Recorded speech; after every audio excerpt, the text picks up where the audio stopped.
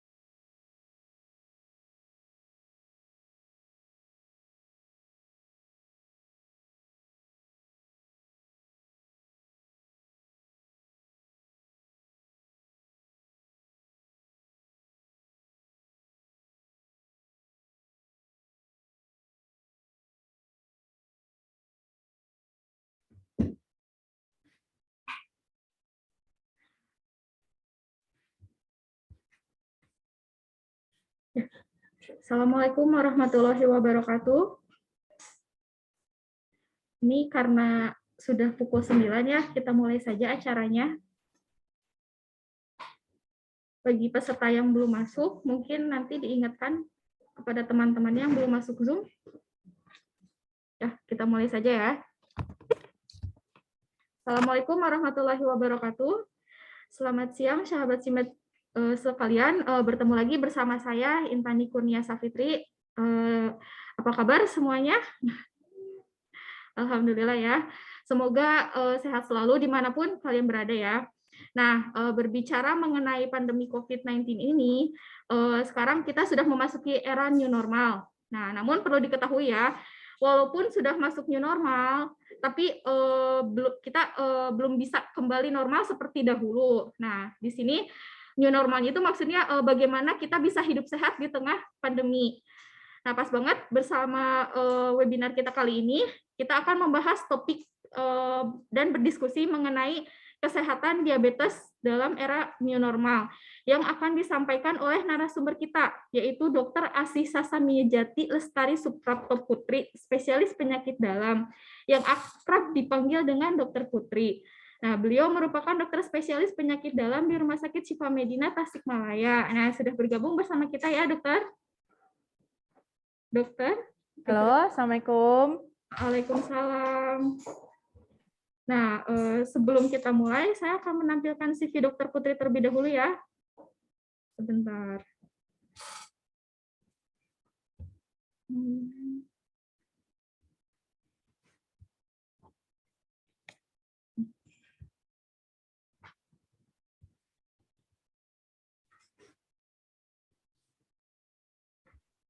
Sehat, Dok?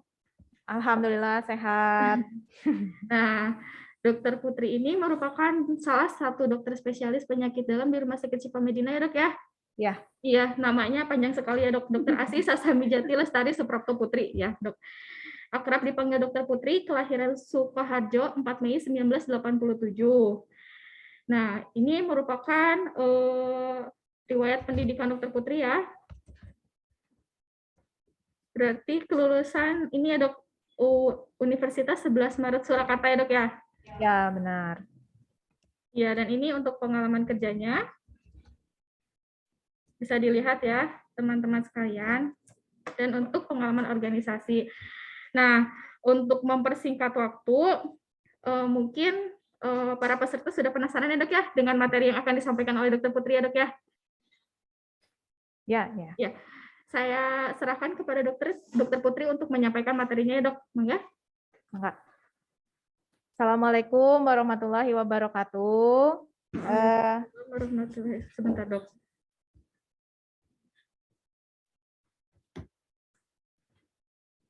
Baik. Begini, Dok, sebentar ya, Dok ya, sebelum pemaparan materi, di sini saya sampaikan terlebih dahulu ya, bagi teman-teman yang ingin bertanya, dipersilakan untuk mengisi kolom chat ya, di kolom chat yang di sini. Nanti akan dipilih pertanyaan yang terbaik untuk mendapatkan hadiah spesial dari Diabetasol. Ya, monggo dok, dipersilakan. Ya, Assalamualaikum warahmatullahi wabarakatuh. Waalaikumsalam warahmatullahi wabarakatuh. Perkenalkan, saya Dokter Putri. Salam sejahtera.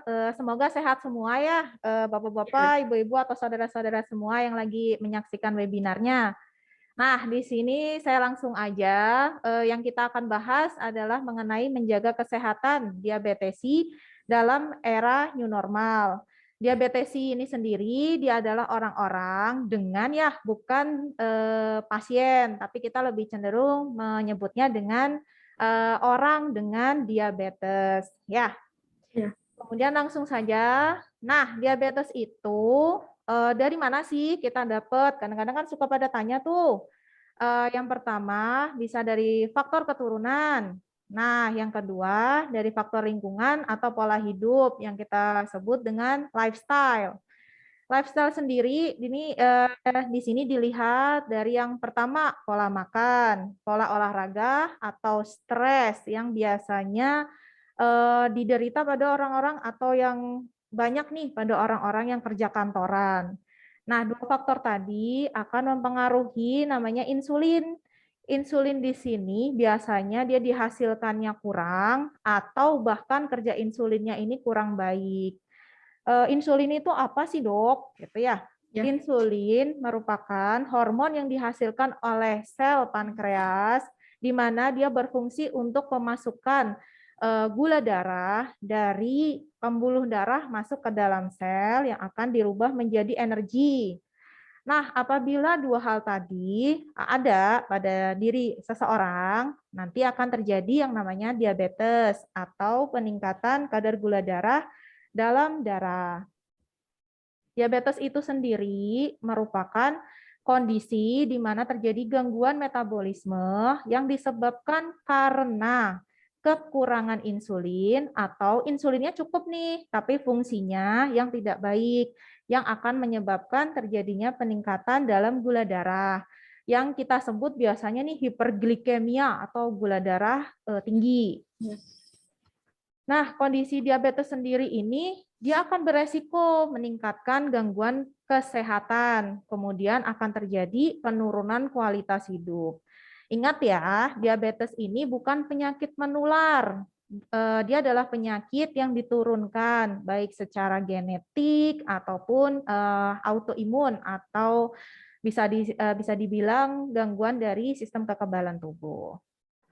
Nah, kalau dilihat nih dari peta dunianya ya, ternyata diabetes sendiri itu lumayan agak tinggi nih angkanya, sekitar 48% bila dilihat dari keseluruhan penyakit yang ada di dunia. Jadi kalau dilihat memang diabetes ini banyak sekali diderita, nggak cuma di Indonesia, tapi hampir di seluruh dunia.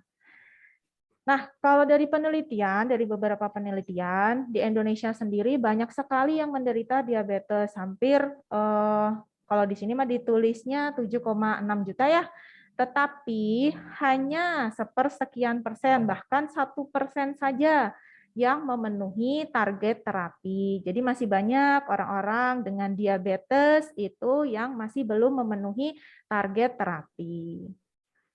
Nah, kita bahas nih ya tentang perbedaan diabetes. Banyak kan diabetes itu nggak cuma diabetes tipe 2, tapi ada juga diabetes tipe 1, 2, gestasional, atau diabetes tipe lain.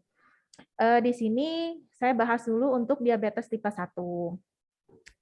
Diabetes tipe 1 biasanya dia adalah autoimun atau idiopatik. Gitu. Jadi memang ada kelainan atau defek di sel pankreasnya. Di sini dia sangat kecil sekali menghasilkan insulin atau bahkan sel pankreasnya ini tidak menghasilkan insulin sama sekali.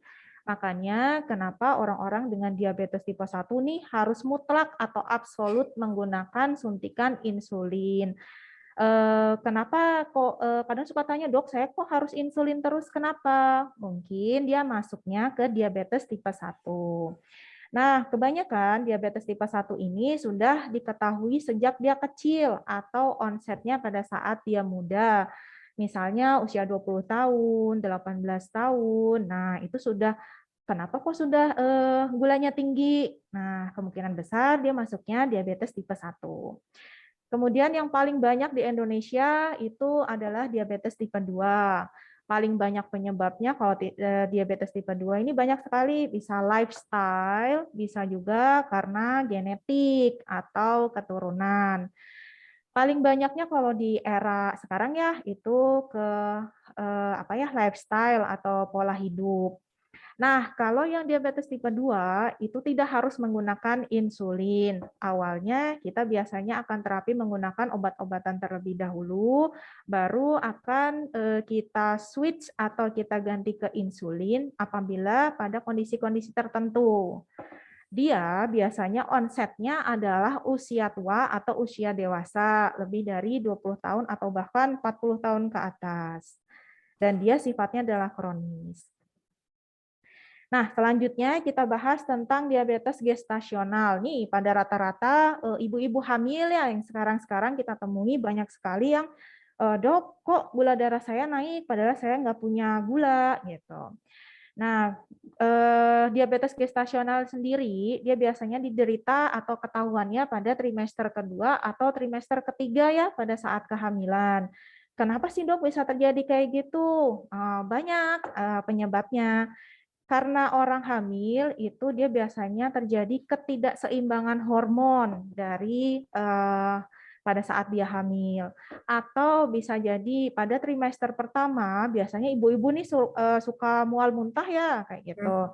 Nah, akhirnya dokter menyarankan banyak konsumsi yang manis supaya anaknya juga besar, berat badannya cukup, dan ibu ini nggak kekurangan nutrisi.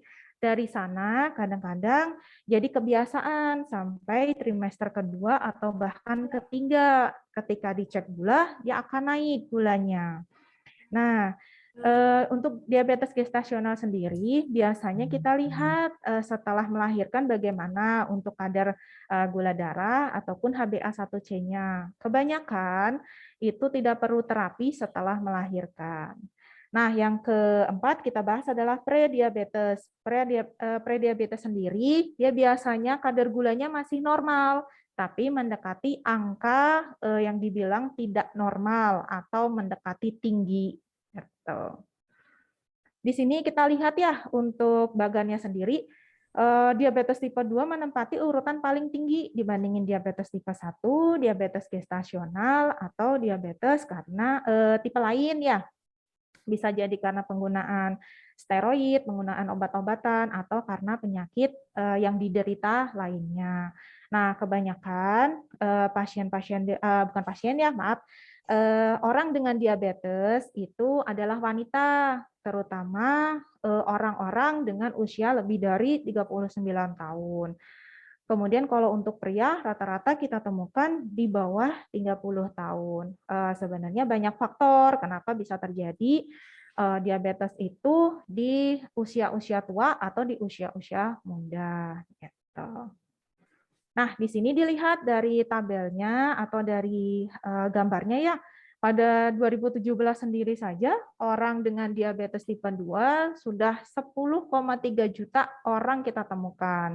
Dengan prediabetesnya 27,7 juta. Sedangkan diperkirakan tahun 2030 itu sudah mencapai 21,3 juta atau 2 kali lipatnya. Gitu. Nah, di sini biar jelas ya, kita istilahnya gimana ya, untuk menggambarkan bagaimana sih insulin ini dia berperan dalam memasukkan sel memasukkan gula dari darah ke dalam sel. Nah, kita analogikan insulin ini adalah kunci. Nah, gemboknya ini adalah reseptor atau yang biasa kita bilang adalah glutkor. Kemudian tadi kan kelainannya apabila insulin ini kurang atau insulin ini cacat atau insulin ini tidak bagus kualitasnya. Nah, apabila kunci ini dia jumlahnya banyak atau cukup, Gemboknya ini gampang sekali terbuka, sehingga pintunya ini bisa dibuka dari gula dari sel darah akan masuk ke dalam sel dengan mudah. Tetapi apabila kuncinya ini sendiri bermasalah atau tidak lengkap bagian-bagiannya, otomatis gemboknya ini nggak akan pernah terbuka. Nah, ketika gembok ini tidak terbuka, gula darah dari dalam pembuluh darah akan sulit sekali untuk masuk ke sel. Akibatnya, ketika dicek gula darah, gulanya akan meningkat, gitu ya. Nah, ini dilanjutkan. Kondisi gimana sih, Dok, biar kita tahu kita diabetes, prediabetes, atau normal. Nah, di sini sudah jelas ya dari gambarnya ya. Dari tabelnya yang dikatakan diabetes, kita lihat dari dua sisi, yaitu kadar gula darah puasa dan kadar gula darah 2 jam setelah makan atau postprandial. Untuk diabetes sendiri, dia biasanya lebih dari sama dengan 126 mg per dl. Sedangkan 2 jam setelah makannya, dia lebih dari 200. Kalau IFG atau IGT itu kita biasanya lihat pada orang-orang yang punya potensi diabetes, misalnya obesitas, misalnya orang dengan riwayat atau keluarganya punya diabetes, makanya kita akan cek untuk IFG ataupun IGT gitu. Normalnya untuk gula darah puasa sendiri adalah 70 sampai 110 mg per dl. Sedangkan kadar gula darah 2 jam setelah makan itu kurang dari sama dengan 140. Nah, di sini kadang suka banyak nih yang pengen tahu, saya tuh sebenarnya DM atau enggak ya, Dok? Nah, kita biasanya akan cek untuk HbA1c. HbA1c di mana dia adalah hemoglobin yang dia akan berikatan dengan yang namanya glukosa. Kenapa sih kita cek untuk HbA1c?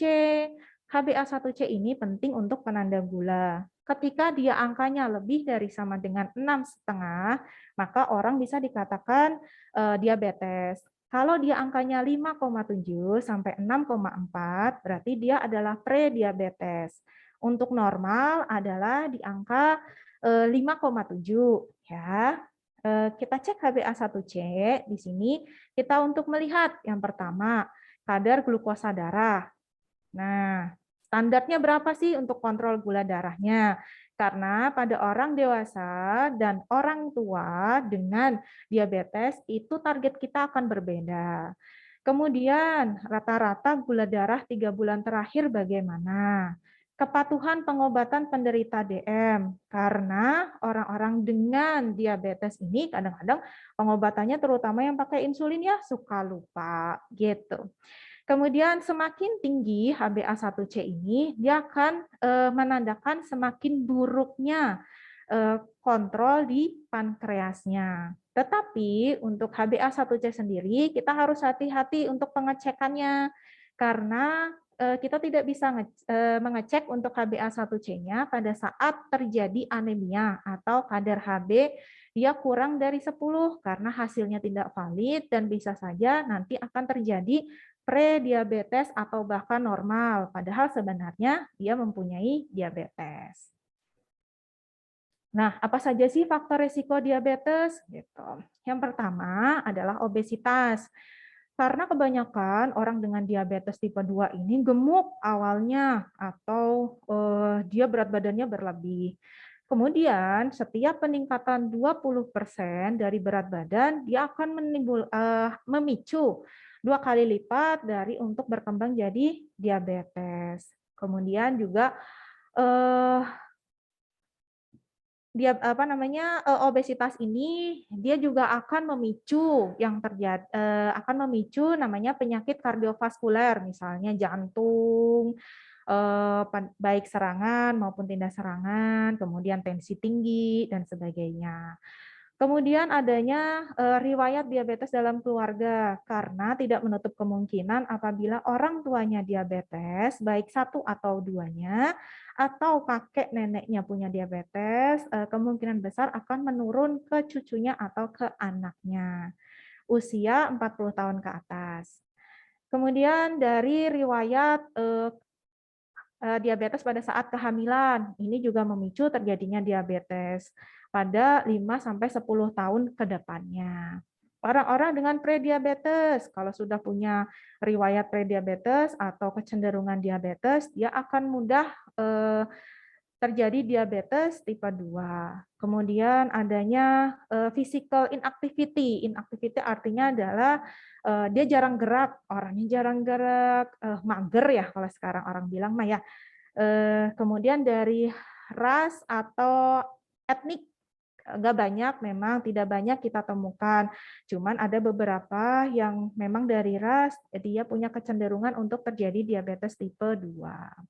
Nah, faktor yang lainnya dari dietnya nih, dietnya kadang-kadang namanya orang sekarang ya suka yang namanya fast food, suka yang namanya junk food, suka makanan instan, bersoda, itu juga tidak baik untuk sel pankreasnya yang akan memicu terjadinya diabetes tipe 2. Kemudian physical inactivity yang seperti saya jelaskan tadi, jarang bergerak. Kemudian overweight dan obesitas. Overweight di sini dia berbeda dengan obesitas. Kalau obesitas itu cenderung ke gemuk sekali. Kalau overweight dia berat badannya lebih daripada normal. Nah, apa saja sih dok biasanya yang dikeluhkan kalau kita ke arah diabetes? Nah, yang pertama adalah poliuri atau sering buang air kecil, kemudian polidipsi atau sering haus, polifagia atau sering lapar.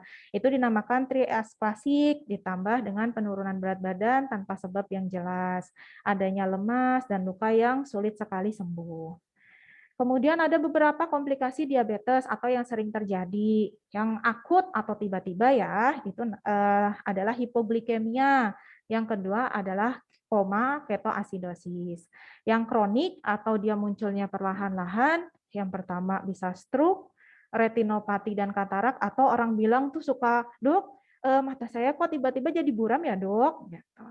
Kemudian serangan jantung, gagal ginjal, neuropati atau yang biasa dibilang ya kesemutan, baal, kebas, nah seperti itu. Penyakit pembuluh darah tepi atau luka di kaki, ulkus gitu. Ulkus itu seperti nanah yang ada di kaki. Kemudian kita bahas ya mengenai komplikasi akut atau kadar hipoglikemia, di mana kadar gula darah itu kurang dari 60 mg per dl. Gejalanya banyak atau macam-macam, bisa lemas, gemetar, lapar, pusing, bahkan sampai koma atau penurunan kesadaran. Penyebabnya banyak, bisa karena kurang makan atau terlambat makan, olahraganya yang terlalu berlebihan, harusnya cuma cukup 30 menit sampai 1 jam. Kemudian dosis insulin atau obat terlalu banyak. Nah, ini yang kadang-kadang suka lupa ya orang ya, karena kadang-kadang suka menaik turunkan sendiri obatnya, atau obatnya suka mengganti dosis sendiri. Dan yang terakhir adalah keadaan sakit. Cara mengatasinya gampang sekali. Ambil saja air yang isinya gula pasir atau teh manis atau permen juga bisa, berikan saja. Nah, kemudian ada juga koma ketoasidosis. Nah, ketoasidosis ini yang agak berat ya. Biasanya gula darah dia lebih cenderung lebih dari 300. Kenapa sih bisa terjadi? Itu karena masukan kalorinya berlebihan yang pertama. Yang kedua, penghentian obat atau insulin yang secara tiba-tiba. Adanya infeksi berat. Infeksi berat di sini banyak sekali contohnya, misalnya sepsis, itu juga bisa mempengaruhi kadar gula terlalu tinggi. Nah, biasanya gejalanya orangnya ini tiba-tiba nggak sadar. Jadi ketika ada saudara atau teman ataupun tetangga kita yang tiba-tiba penurunan kesadaran, tidak usah menunggu sampai beberapa hari, tetapi langsung saja dibawa ke rumah sakit. Bisa juga ada masalah di cairannya, gitu. Nah, kita membahas tentang diabetes dan COVID ya, sekarang yang masih ngetren gitu kan. Masih ngetren. Orang-orang mah ya. Iya dok. Nah, diabetes sendiri itu kan dia sudah turun nih imunitasnya. Makanya suka banyak yang tanya, "Dok, saya diabetes kok gampang ya kena COVID?" Iya, Iya. karena imunitas rata-rata pada orang dengan diabetes itu adalah turun. Sehingga mudah sekali terinfeksi virus COVID-19. Banyak gejalanya, banyak yang OTG atau tidak ada gejala, ringan sampai sedang, bahkan sampai berat harus dirawat di rumah sakit. Kemungkinannya adalah yang pertama sembuh, yang kedua adalah meninggal. Nah, ini itu aja ya, skip. Nah, untuk diabetes sendiri, dia menempati urutan paling besar yang biasanya apa ya, Risiko mungkin. pada orang-orang dengan COVID-19 yang banyak kita temui di rumah sakit gitu. Iya. Rata-rata dia bukan menderita ya dengan diabetes gitu. Banyak sekali, dia bahkan paling tinggi angkanya gitu. Nah, apa saja sih sebenarnya yang mempengaruhi COVID ini? Nah, COVID itu bisa dia diperberat dengan adanya obesitas, diabetes, penyakit ginjal, atau yang kita biasa bilang adalah gagal ginjal kronis yang biasa cuci darah, hipertensi, dan penyakit jantung. Nah, di sini biasanya orang-orang dengan COVID-19 atau corona ya, itu kalau kita rawat, kita harus kasih steroid. Gitu. Steroid yang sering disebut, yang orang-orang bilang, oh, metil, prednisolon, atau prednison, atau dexamethasone. Nah, kita kasihkan dalam dosis yang tinggi. Kenapa? Tujuannya adalah untuk meredakan peradangan yang ada di paru-paru. Tetapi orang dengan diabetes akan cenderung gulanya naik setelah kita berikan steroid dosis tinggi gitu. Jadi dia beresiko sekali apabila dengan diabetes dan terkena COVID-19. Tipsnya apa sih buat sehat? Yang pertama, hindari pola hidup tidak sehat. Gizi seimbang, kalau gizi seimbang ini bisa dikonsultasikan dengan ahli gizi, gitu. Melakukan aktivitas fisik dan olahraga. Ya, memang maksimal adalah kalau untuk yang berat ya 150 menit dalam 1 minggu. Kalau untuk pembagiannya, mangga silahkan masing-masing orang kan berbeda ya untuk kapasitinya atau kemampuannya kan berbeda. Untuk pemeriksaan cek gula darah berkala, ini kita anjurkan semua orang dengan diabetes mempunyai cek gula darah sendiri. Tujuannya agar mengetahui berapa sih gula darah biasanya saya. Gitu. Nah, di sini sudah dijelaskan ya, hindari pola hidup tidak sehat, yaitu dari yang stres, dari diet, dari olahraga, itu juga berpengaruh ke pola hidup. Diet sendiri harus menjaga makanannya, jangan asal dimasukkan, apalagi yang banyak mengandung gula, yang banyak karbohidratnya suka dimasukin. Kadang-kadang suka makan mie sama nasi gitu ya. Nah, itu karbohidrat sama karbohidrat. Iya. Jadi gulanya teh tambah-tambah ya. Iya, banyak dok. Iya. Nah, olahraga juga jangan cuman, saya pengen olahraganya sekarang aja, besok nggak usah. Nah, lupa tuh sama olahraganya. Jangan juga seperti itu, karena olahraga diharapkan adalah rutin dan teratur. Nah, ini apa aja sih yang bisa terjadi kalau kita lagi stres? Yang pertama insomnia atau sulit tidur, depresi, cemas, hipertensi, obesitas, dan masih banyak lain-lainnya. Jadi kalau yang pada kerja kantoran nih, banyak-banyakin refreshing, jangan sampai stres ya. Kemudian dilihat dari diet yang tidak sehat, ketidakaktifan fisik, merokok, ataupun stres. Ini kan biasanya pada orang-orang zaman sekarang ya. Makanya kenapa hipertensi, hiperlipid, diabetes, obesitas, atau osteoporosis yang biasa kita sebut pengeroposan tulang, osteoartritis atau yang disebut nyeri sendi, ya radang sendi, asma, sesak, itu biasanya banyak diderita pada orang-orang zaman sekarang. Karena tadi akibat gaya hidupnya tidak baik gitu. Ini udah ya sama yang tadi. Nah, kita lihat nih, apakah penyandang diabetes lebih mudah terinfeksi nih, Dok? Iya, karena gula darahnya kadang-kadang suka nggak terjaga. Kemudian yang kedua, imunnya sudah mulai turun nih pada orang-orang dengan diabetes. Apakah diabetes ini lebih beresiko mengalami komplikasi COVID-19 yang berat? Iya, karena selain COVID-19 sendiri kan dia virus ya. Virus Ya. ini sebenarnya pada dasarnya dia bisa sembuh sendiri dengan imunitas yang baik. Tapi orang-orang dengan diabetes itu imunitasnya sudah mulai kurang. Makanya COVID-19 ini lebih gampang berkembang pada orang-orang dengan diabetes. Kemudian apakah resiko terkena COVID-19 yang berat menjadi turun jika diabetes saya terkontrol? Iya, karena kan otomatis imunitasnya akan naik. Ketika imunitas naik, virus akan mudah untuk dieliminasi. Gitu.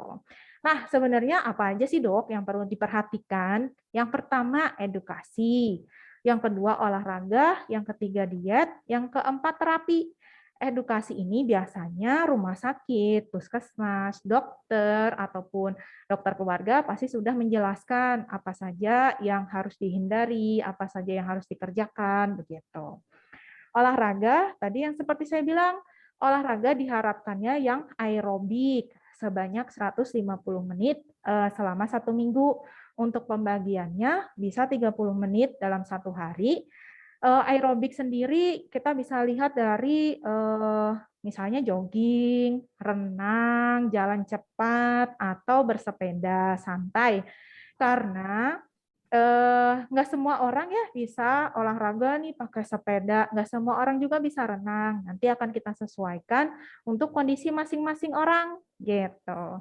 Untuk diet sendiri, tadi yang sudah dijelaskan sebelumnya, gitu. Untuk terapi bisa menemui dokter yang terdekat atau dokter spesialis penyakit dalam yang memang dipercaya oleh masing-masing individu. Nah, apa saja sih dok yang harus dikontrol nih? Yaitu yang pertama jumlah kalori, jadwal makan, dan jenis makanannya. Nah, langsung aja ke sini ya.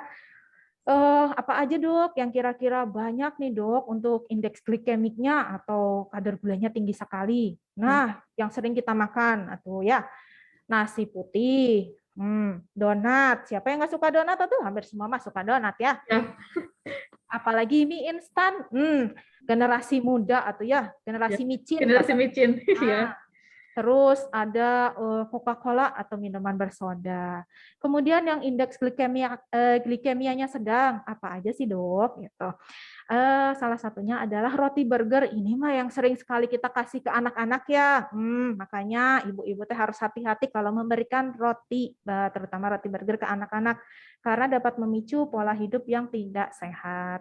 Kemudian ada nanas, ada ice cream, ada keju, ada juga mangga. Nah, kenapa orang-orang dengan diabetes ini kalau saya bilang jangan banyak-banyak ya Bu ya, makan mangga jangan banyak-banyak ya Pak, makan mangganya hanya 2 potong saja. Nah, karena indeks glikemianya dia hitungannya adalah sedang.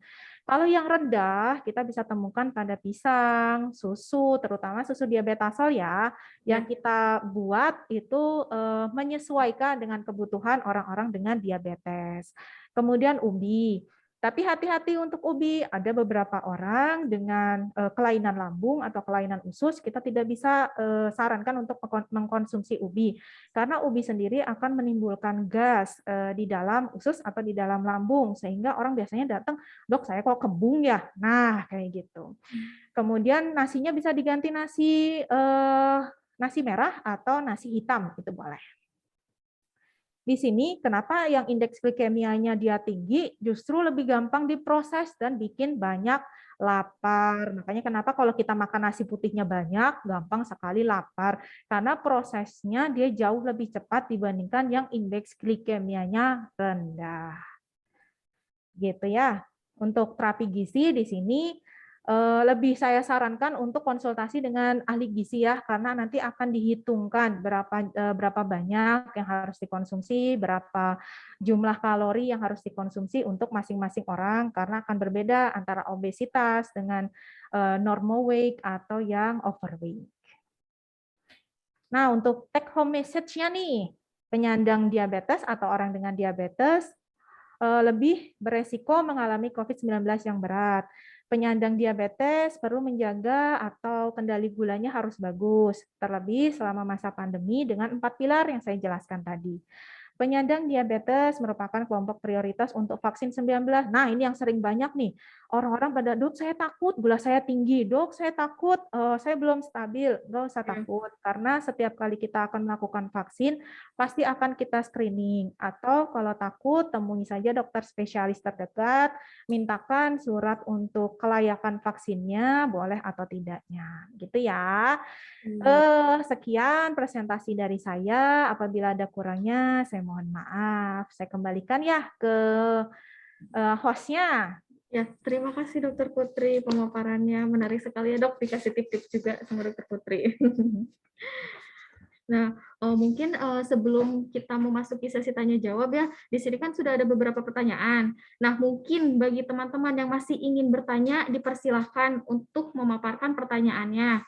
Nah, nanti akan dipilih pertanyaan yang menarik. Nah, nanti akan dipilih 5 pertanyaan untuk nanti mendapatkan hadiah spesial dari Diabetasol. Nah, sebelum kita memasuki sesi tanya jawab, kita akan mendengarkan presentasi dari Diabetasol terlebih dahulu. Mangga.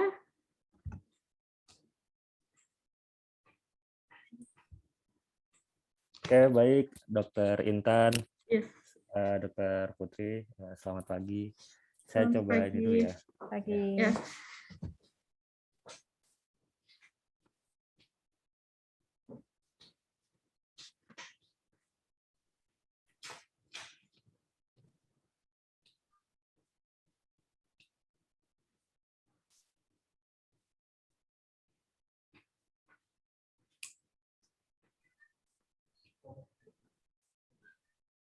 Oke, selamat pagi Bapak Ibu sekalian.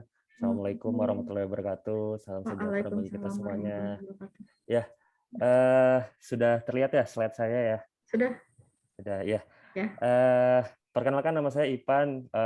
Saya perwakilan Diabetasol untuk cabang Tasikmalaya.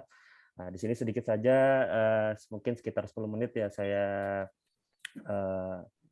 jelaskan mengenai produk Diabetasol dan pentingnya nutrisi bagi diabetesi di era new normal ini ya. Oke, mungkin tadi sudah dijelaskan oleh dokter bahwa memang beberapa penyakit yang mudah terserang virus, salah satunya itu adalah diabetes. Pastinya konsumsi nutrisi yang tepat untuk menjaga gula darah dan daya tahan tubuh itu harus penting banget nih buat para diabetes. Makanya Diabetasol ini coba membantu untuk memberikan solusi sebagai pengganti makan. Jadi ketika diabetes mau melaksanakan pola diet diabetes, nah di sini Diabetasol membantu untuk menjaga kadar gula darah dan daya tahan tubuh itu sendiri. Nah, Diabetasol sendiri itu mempunyai beberapa kandungan yang dimana kandungan ini ada beberapa kandungan yang ada di Diabetasol. Yang pertama yang menjadi kandungan unggulan kita itu adalah Vitadigestro. Nah, nanti saya jelasin ya untuk Vitadigestro ini detailnya apa aja. Kemudian yang kedua ada serat pangan inulin. Nah, serat pangan inulin ini untuk pencernaan ya, Bapak Ibu sekalian. Kemudian kita juga udah bebas gula, jadi aman dan nyaman untuk para diabetesi. Kemudian kita juga tinggi kalsium dan ini juga pastinya ya sudah tercakupi kalsiumnya dan juga sudah terkontrol kadar gula darahnya, jadi juga lebih enak seperti itu. Kemudian untuk menjaga daya tahan tubuhnya kita ada 11 vitamin dan 6 mineral, dan seperti yang diinformasikan oleh dokter tadi, kita juga sudah rendah indeks glikemik ya. Oke, jadi apa saja sih benefit yang bisa didapatkan di Diabetasol? Yang pertama, nah dari kandungan Vitadigestro ini kita punya kandungan isomaltulosa, inulin, dan dextrin. Nah, kemudian yang kedua itu kita dapat mempermudah diabetes ini untuk mengetahui dan mengontrol komposisi makanan yang dikonsumsi. Jadi kadang misalnya nih kita kan kalau makan kita kan nggak tahu nih porsi makan yang tepat itu seberapa piringnya. Kadang mungkin kalau untuk ibu-ibu atau bapak-bapak yang sudah paham tentang pola makan yang benar, ya itu juga lebih enak. Nah, diabetasol ini itu membantu nih dengan 4 takaran saji saja, satu gelasnya 200 mili, itu sudah mencakup 260 kalori. Jadi Bapak Ibu udah nggak perlu repot lagi nih untuk ngitung kalorinya berapa sih di diabetasol. Di situ sudah karbohidratnya juga terjaga, proteinnya ada, dan lainnya juga ada. Bahkan sudah ada vitamin dan mineral juga. Jadi insya Allah sudah mencakupi nutrisi bagi Bapak Ibu sekalian. Kemudian yang kedua, menurunkan kekhawatiran untuk peningkatan gula darah berlebih. Jadi memang di sini dari diabetasol juga sudah bisa menjaga dari sisi kadar gula darahnya. Nah, seperti yang diinformasikan dokter bahwa kita juga memiliki indeks glikemik rendah. Nah, itu apa aja sih yang ada di Vita Digest Pro tadi? Nah, yang pertama kita ada isomaltolosa. Isomaltolosa itu apa sih? Jadi itu merupakan karbohidrat lepas lambat. Ya, tentunya pasti kita butuh energi dari karbohidrat ya. Nah, nanti dari karbohidrat ini ada glukosa di dalam glukosa yang ada di dalam makanan tadi itu akan diserap secara perlahan. Nah, kemudian dari kadar gula darahnya tadi dan insulin itu akan naik perlahan sehingga mendapatkan tersediaan energinya juga lebih lama. Kemudian lonjakan glukosanya pun juga naiknya perlahan. Biasanya kalau kita makan kan lonjakan glukosanya juga akan lebih cepat ya naiknya. Nah, di diabetasol ini kita berusaha untuk bisa naiknya itu perlahan dari sisi Vita Digest Pro-nya itu. Nah, ini tadi sudah diinformasikan oleh dokter bahwa indeks glikemik itu ada indeks glikemik yang tinggi dan indeks glikemik yang rendah. Di mana kalau indeks glikemik yang rendah ini pastinya tingkat kekenyangannya pun juga lebih lama dan menghasilkan energinya juga lebih perlahan ya. Dan makannya juga selain kenyangnya lebih lama, makannya jadi lebih sedikit. Dan ketika lebih lambat diserap oleh tubuh, maka kadar gula darahnya juga akan lebih stabil. Itu. Nah, ini tadi juga sudah dijelaskan bahwa indeks glikemik yang tinggi itu di 70, indeks glikemik moderat di 5569, dan indeks glikemik rendah itu di 55. Kalau diabetasol itu di bawah 55, itu rendahnya di 23 kalau di diabetasol. Nah, ini tadi juga sudah dijelaskan oleh dokter, kita juga termasuk dalam kategori low GI food di bawah 55, yaitu di sekitar 23. Nah, ini kita juga sudah teruji klinis, di mana kita coba bandingkan nih dengan makanan padat gizi seimbang dan diabetasol. Jadi di hari pertama, ketika dari kurang lebih 2 jam ya, waktunya 2 jam dites, ternyata diabetasol ini tingkat laparnya itu lebih rendah ketimbang makanan reguler. Yang merah ini makanan reguler ya. Jadi artinya memang ketika laparnya lebih rendah ya tingkat kekenyangannya pun juga lebih tinggi. Jadi lebih lama ya rasa kenyangnya gitu. Kalau misalnya kita makan yang reguler itu juga nantinya laparnya akan lebih cepat seperti itu. Nah, cuman memang bukan berarti makanan padat itu juga jelek ya, Bapak Ibu sekalian. Makanan padat itu juga kalau Bapak Ibu bisa tahu porsinya yang tepat itu juga nggak apa-apa. Seperti itu. Jadi diabetasol ini kalau misalnya Bapak Ibu nggak mau repot, ya diabetasol bisa menjadi solusi yang tepat untuk pengganti makan itu. Seperti itu. Nah, hasilnya ketika mengkonsumsi diabetasol dapat membantu penderita diabetes mellitus tipe 2 merasa lebih tidak lapar dan merasa lebih kenyang. Tuh. Jadi diabetasol memang pilihan praktis bagi para diabetesi untuk mengatur pola makan sesuai kebutuhan yang dianjurkan. Nah, ini tadi setelah isomaltolosa kita ada inulin dan dextrin untuk pencernaan ya, minimal dicerna di usus halus, kemudian menurunkan waktu transit juga di saluran cerna dan dapat membantu mengontrol metabolisme glukosa. Nah, ini kita ada beberapa jenis atau varian di diabetasol. Yang pertama ada diabetasol milk atau di powder. Nah, diabetasol ini hadir untuk melengkapi pola makan 3J.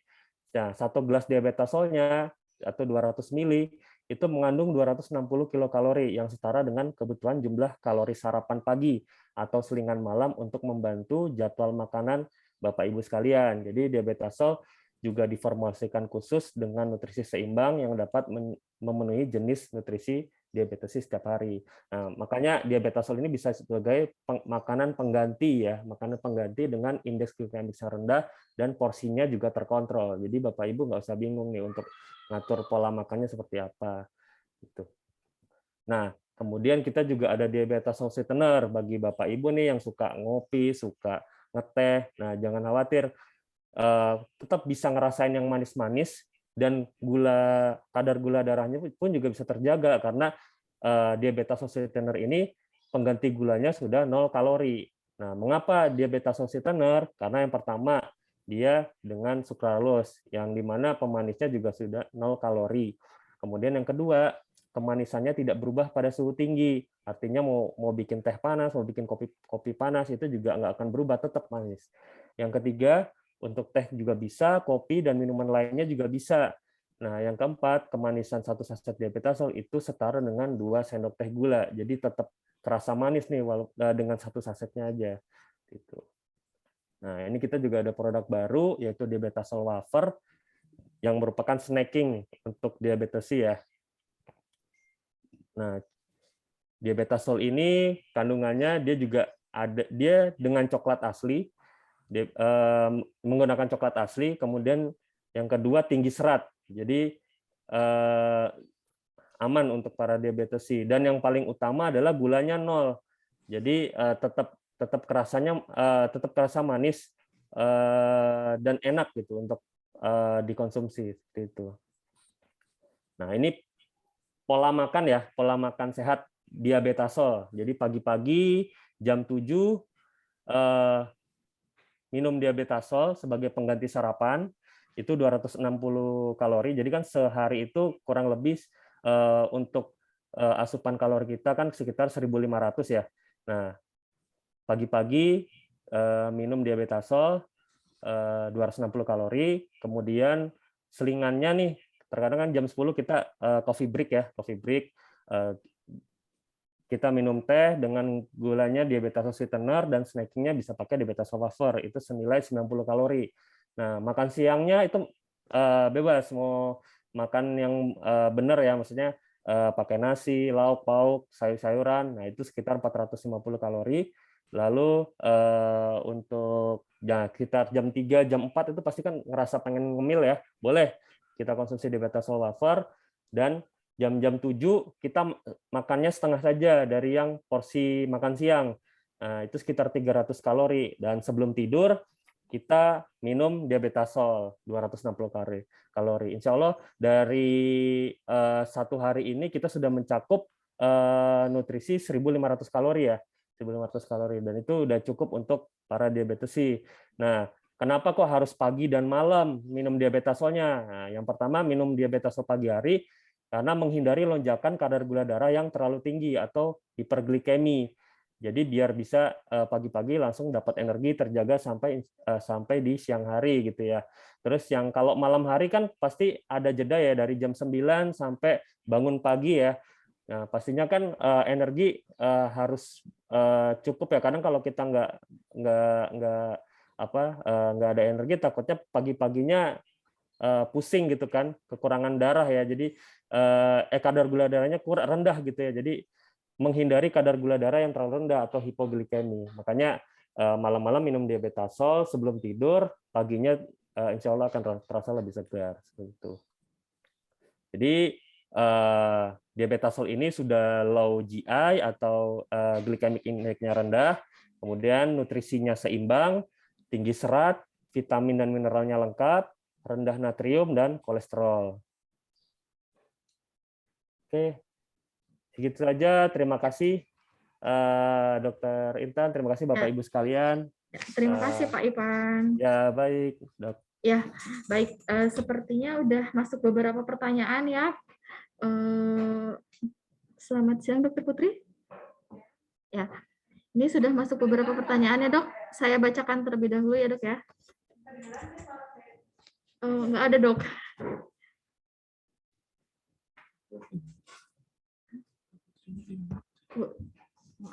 Ya. Ya, udah dengar suara saya? Ada, Dok. Sudah kedengar dok sekarang.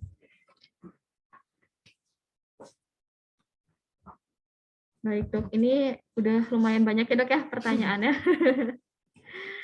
Baik, saya bacakan yang mana dulu ya.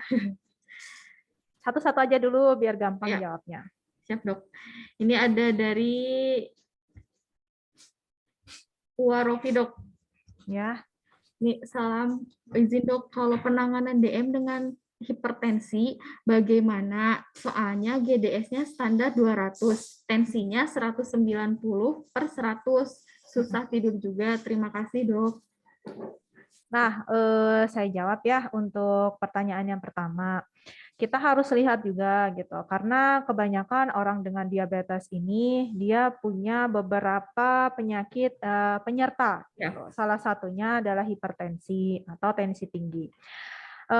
Kita harus lihat nih, dia bagaimana pola makannya, pola konsumsinya. Jangan hanya berpatokan pada obat yang harus kita berikan. Pola hidupnya seperti apa, lifestyle-nya seperti apa. Memang kalau pada medis atau apa ya, kesehatan, kita akan memberikan obat-obatan kalau pasien ini datang ke kita. Seperti yang saya jelaskan tadi, orang dengan diabetes dan hipertensi biasanya rata-rata orang kita nih apalagi ya, konsumsi asin itu suka berlebihan.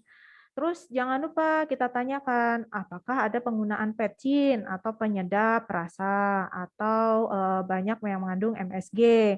Sebisa mungkin dihindari atau tidak boleh diberikan. Kemudian penggunaan gorengan atau santan itu juga akan berpengaruh pada tensi yang tinggi. Nah, tadi dibilang kan kalau pasien ini sulit tidur, Dok. Nah, itu. Ya, pasien ini di usia berapa? Karena kalau geriatri kita tidak bisa paksakan untuk tidur, itu sama seperti kita. Kita itu butuh tidur antara 7 sampai 8 jam dalam sehari. Sedangkan geriatri hanya butuh 5 sampai 6 jam sehari. Kita harus tanyakan dan gali dulu pasien ini atau orang ini dia tidur jam berapa sampai jam berapa. Pagi atau siangnya dia tidur atau tidak. Apabila dia malamnya sudah cukup atau hanya sebentar, tetapi pagi atau siangnya dia cenderung tidur, itu kita akumulasikan saja. Karena kurang tidur pun juga akan memicu tensi ini naik atau tekanan darah ini naik. Jadi banyak faktor yang harus kita lihat. Jangan hanya berpicu atau hanya patokannya di obat-obatan saja yang harus kita berikan. Kalau memang di fase ke-1 atau di klinik belum bisa menangani, sebaiknya dirujuk saja ke dokter spesialis atau ke rumah sakit terdekat. Begitu ya? Ya, baik. Gimana, Warofi, apakah sudah menjawab pertanyaannya? Nggak ada suaranya, dok. Lanjut ya, dok ya. Ini ada dari Gina, dok. Selamat pagi, dok. Izin bertanya, ibu saya menderita diabetes kronis. Beliau hanya mengkonsumsi obat apabila dirasa muncul gejala berat. Dikarenakan khawatir jika rutin mengkonsumsi obat akan merusak ginjal. Apakah betul apabila mengkonsumsi obat secara rutin dapat merusak ginjal? Terima kasih sebelumnya. Nah, banyak banget dok ini pasien yang kayak gini. Ya. Saya juga kalau datang tuh ke saya, dok, saya ini udah puluhan tahun minum obat, nggak apa-apa, dok. Nah, jadi gini, saya jelaskan terlebih dahulu. Untuk ginjal itu pada usia 40 tahun ke atas, itu tanpa atau dengan penyakit, dia fungsinya akan turun 1% setiap tahunnya. Jadi tanpa diabetes pun, tanpa hipertensi pun, fungsi ginjal pasti akan turun, apalagi ditambah dengan adanya diabetes atau hipertensi atau penyakit lainnya. Nah, aman nggak sih, Dok? Nah, sebenarnya kenapa tujuannya orang-orang dengan diabetes ini harus kontrol ke dokter? Nah, salah satu komplikasi gula itu adalah di ginjal. Tidak menutup kemungkinan kelainan ginjalnya bukan karena obat-obatan, tetapi memang salah satu komplikasi dari gula ataupun komplikasi dari penyakit lain, misalnya hipertensi, itu juga bisa menyebabkan ginjalnya ini turun fungsinya, gitu. Kalau untuk aman atau tidaknya, pasti dokter akan meresepkan atau melihat kondisi ibu pada saat kontrol. Ada beberapa memang obat diabetes itu efeknya adalah ke ginjal atau tidak Ya. boleh kita berikan pada orang-orang dengan kadar EGFR rendah atau orang-orang dengan gagal ginjal kronis. Itu kita memang harus selektif untuk pemberian obatnya. Jadi kalau memang orang dengan diabetes sebaiknya konsumsi obat-obatan gula secara rutin. Karena ingat ya, diabetes itu tidak bisa sembuh. Ya. Salah kalau punya asumsi atau dari orang bilang, oh diabetes sembuh. Enggak, kecuali diabetes gestasional yang saya Ya. bilang tadi. Dia akan kembali ke normal pada saat anak itu sudah lahir. Kalau diabetes tipe 2 atau tipe 1, dia tidak akan pernah sembuh karena kelainannya di sel pankreasnya. Dia hanya bisa dikontrol. Jadi memang kita sarankan untuk konsumsi obat secara teratur dan juga kontrol ke dokter secara teratur.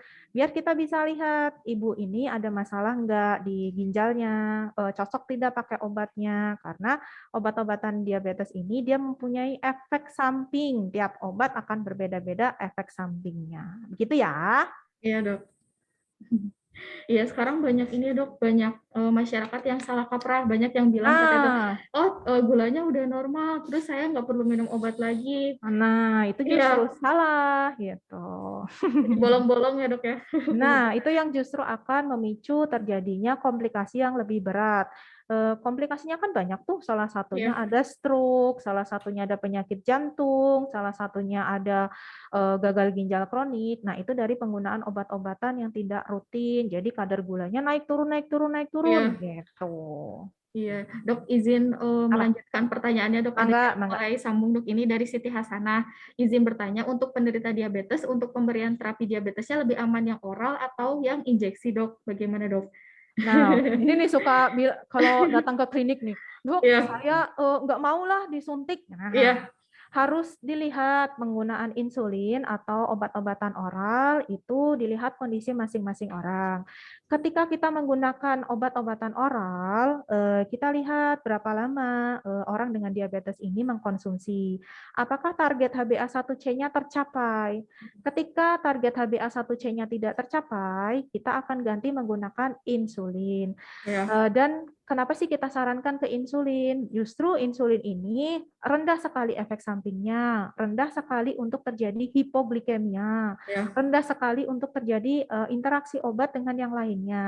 Misalnya orang ini juga dengan penyakit jantung, karena obat-obatan oral ada beberapa yang tidak bisa diberikan pada orang dengan penyakit jantung. Kita harus ganti ke insulin. Nah, misalnya juga nih tinggi sekali, biasa tinggi sekali, kita nggak bisa kasih oral karena resiko dia akan terjadi hiperglikemia yang terus-terusan, akhirnya jatuh pada kondisi koma. Nah, makanya lebih baik kita berikan insulin, gitu iya. ya? Ya, baik Dok. Bagaimana dari Siti Hasanah, apakah sudah menjawab sama tadi tuh dari Yeni ya? Dari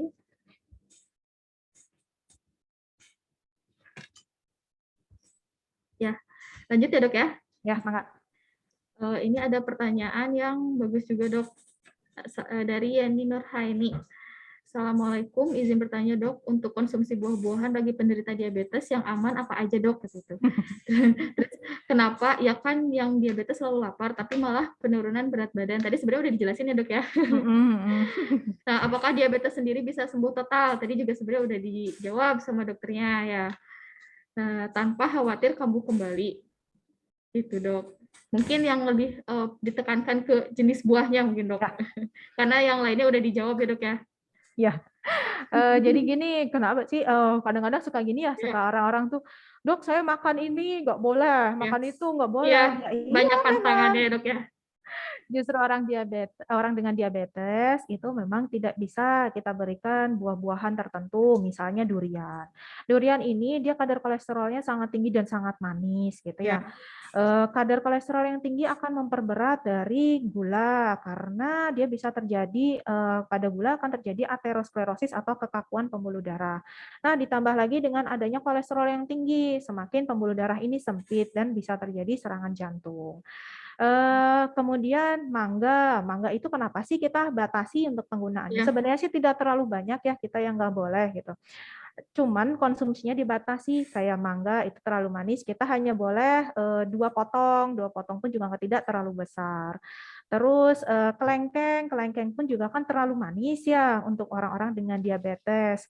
Nah itu kita cuman batasi 1 hari 2 butir Ya, gitu. Kemudian anggur hitam ini suka manis banget ya kadang-kadang ya. Nah itu juga kita batasi jumlahnya, mungkin maksimal 3 butir dalam sehari. Tapi untuk buah-buahan lain masih bisa dikonsumsi seperti buah naga, pisang, wah, apel, pir gimana pir. dok? Oh ya, Bir masih mah bisa ya? bagus, boleh, nggak apa-apa. Karena kadar gulanya itu cenderung dia adalah gula alami, bukan gula Hmm, buatan. Jadi boleh konsumsi pir. Misalnya lagi lapar nih malam-malam, ya, mungkin apa namanya susunya udah sebelum minum susu ya, mungkin ya bisa kita tambahkan ke buah, misalnya pir, pepaya itu juga boleh dikonsumsi. Jadi bukan yang nggak boleh semua nih, bukan iya, gitu. iya dok. Hmm. Soalnya kan kadang suka bingung ya dok ya orang pada pasien diabetes tuh, saya harus makan apa katanya tuh. Hmm. Iya, Kadang-kadang suka kayak gitu ya, suka pada iya, tanya, dok saya kok ini nggak boleh, itu nggak boleh. Memang gitu, iya, karena tujuan kita adalah mengontrol kadar gulanya supaya komplikasi-komplikasi ini cenderung lebih sedikit gitu, akan iya, muncul. Gitu. iya. Jadi sebenarnya boleh ya dok ya makan buah-buahan itu ya Boleh. dok. Boleh tuh orang enak juga ya.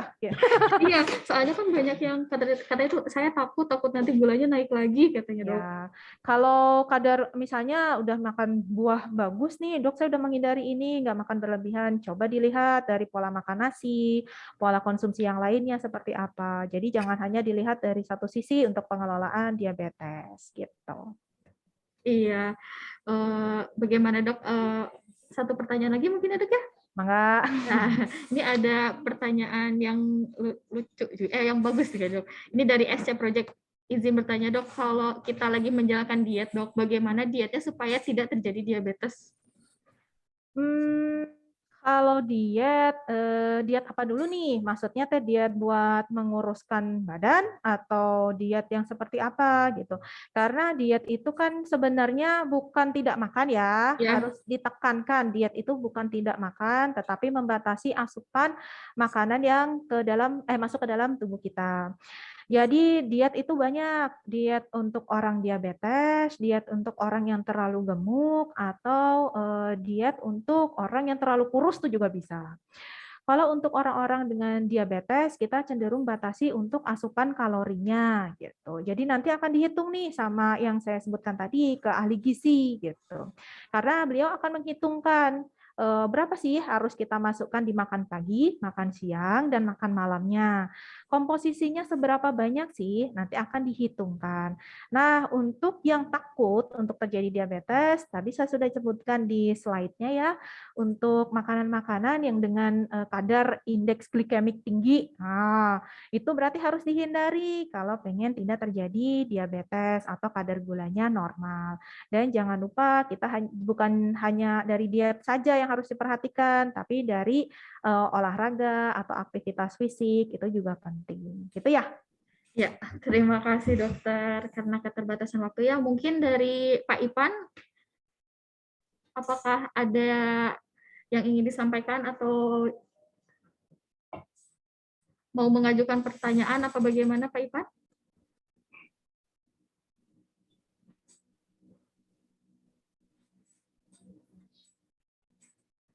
Ya, mungkin. Oh, sebentar Pak Ipan. Nah, sudah masuk. Bagaimana Pak Ipan? Oh iya dok, dari saya sudah cukup sih. Oh, sudah cukup ya? Sudah. Iya. Wafernya enak loh, jangan salah ya. Wafer diabetasol itu enak loh, saya udah pernah coba. Bebas gula dok. Langsung ditestimoni sama dokter ya. Iya, karena ini ya, memang sih kalau untuk orang-orang yang suka manis sih kurang. Tapi menurut saya ya untuk rasa sih enak gitu. Jadi bukan yang nggak enak gitu ya diabetes. Untuk orang diabetes enggak, rasanya masih enak. Dan kalau suka coklat tuh, dia apa ya, dark coklat banget gitu. Jadi kerasa banget lah coklatnya enak. Iya, baik. Terima kasih ya kepada narasumber kita, Dr. Putri dan Pak Sama-sama. Ipan. Nah, bagi rekan-rekan yang tadi mengajukan pertanyaan, nanti bisa menghubungi Humas Syifa Medina ya. Bagi di luar RS, nanti bisa DM ke IG-nya Syifa Medina. Atau bisa ke hubungi marketing kita, Teh Leni. Dengan nomor 082-117-673-388. Tapi yang lebih mudah mangga bisa DM ke IG ya. Dan bagi teman-teman RS mungkin tadi yang mengajukan pertanyaan nanti akan dihubungi lagi ya. Begitu. Nah, sebelum kita akhiri acara webinar pada siang hari ini, kita akan melakukan sesi foto bersama terlebih dahulu. Ya, silakan bagi teman-teman untuk mengaktifkan kameranya terlebih dahulu.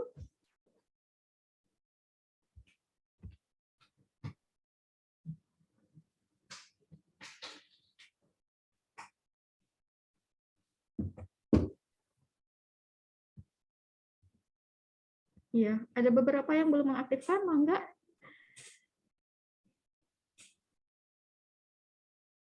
Ya, baik. Hilang. Sebentar ya, ditahan dulu.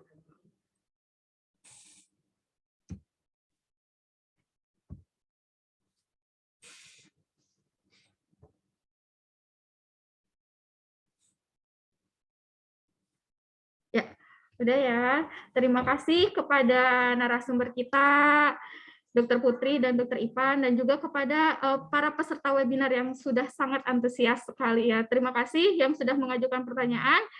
Akhir kata, mohon maaf apabila terdapat kesalahan kata. Waalaikumsalam.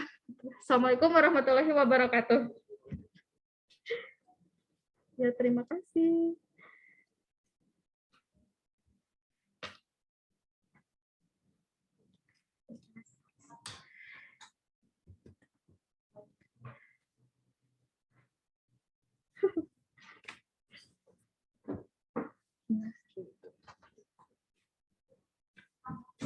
Ya, alhamdulillah.